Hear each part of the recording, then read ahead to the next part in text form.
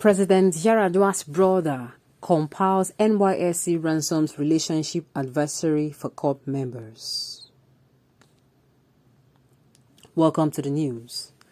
Abdul Aziz Musa Yaradua, younger brother of late President Umar Musa Yaradua, is the contractor engaged by the National Youth Service Corps to compile its security advisory to CORP members. People Gazette findings show. Mr. Yaradua, a retired colonel and chieftain of the ruling All Progressive Congress (APC), registered and used Washington Security Company Limited to land the contract from the nation's paramilitary service. According to CESC filings seen by the Gazette, he produced a controversial security protocol that recommended CORP members should prepare ransom in anticipation of possible abduction before traveling on Nigerian routes. The controversial statement titled Security Awareness and Education Handbook for CORP members and staff was produced in 2020 as a 13th revised edition for tertiary education graduates taking part in the paramilitary program. When traveling in high-risk routes such as Abuja-Kaduna, Abuja to Lokoja, Okene, Abuja to Lokoja or Lokoja to Okene, or Aba-Port Harcourt Road, then alert your family members, friends and colleagues in order to have someone on hand to pay up the ransom that could be demanded, the document said at page 58 and 59. The protocol also directed CORP members to immediately establish a personal relationship with the abductors, as these may help guarantee their safety. The NYSC issued a statement to deny the manual as fake news after it circulated on social media last week. Boosted by known personalities, including the UK-based medical doctor Olufemilayo Ogunsanya. Management wishes to emphatically state that the clause quoted is not embedded in NYSC Security Tips pamphlet, which was put together by a highly respected retired security expert. The NYSC said in a statement sent to the Gazette on September 23rd. The agency later admitted ownership of documents and said it was conducting an investigation, but did not reveal the name of the respected security expert that compiled it. The Gazette, however, traced the owners of Watchcon Limited, credited in the NYSC documents, and found it belonged to Mr. Yaradua, who registered it with other partners in October 2011 under RC 986237. Mr. Yaradua retired from the Nigerian Army in October 2010, 5 months after his brother died after 3 years in power. He subsequently joined politics in Katsina and has played a crucial role in consolidating power within the Yaradua political dynasty. He sought Katsina governorship in 2015 under the APC, but lost at primaries to Aminu Bello Masari. He remained in the ruling party and vowed in 2019 that the APC will remain in power for long after President Muhammadu Buhari's tenure. It was unclear how much Mr. Yaradua's firm received for the security advisory contract or whether it went through competitive bidding as required by federal procurement regulations. Neither Watchcon nor the NYSC returned a request seeking comments from the Gazette about the contract.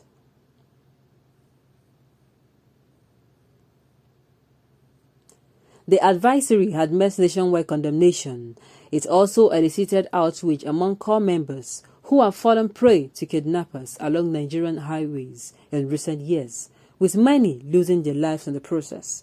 Demand also echoed across the country for a review of the NYSC statute, which was first introduced in 1973 to institutionalize national unity after the Nigerian Civil War in 1967 to 1970.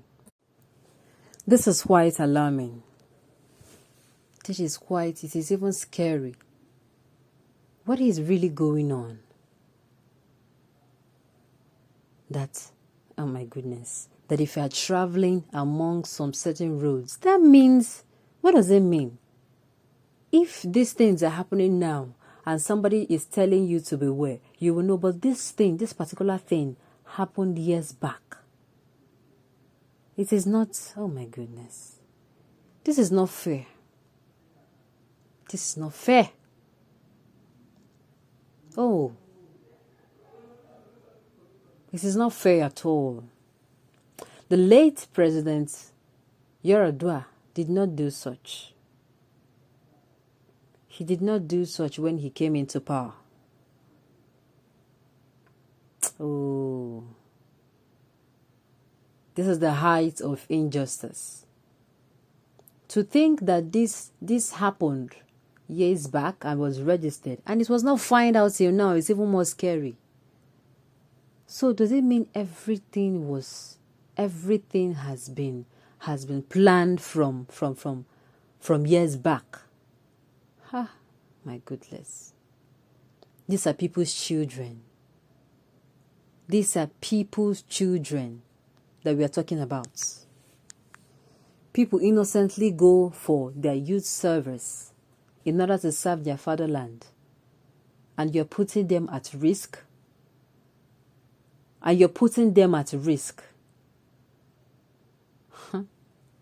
The agitations. We keep hearing what will make people agitate the more.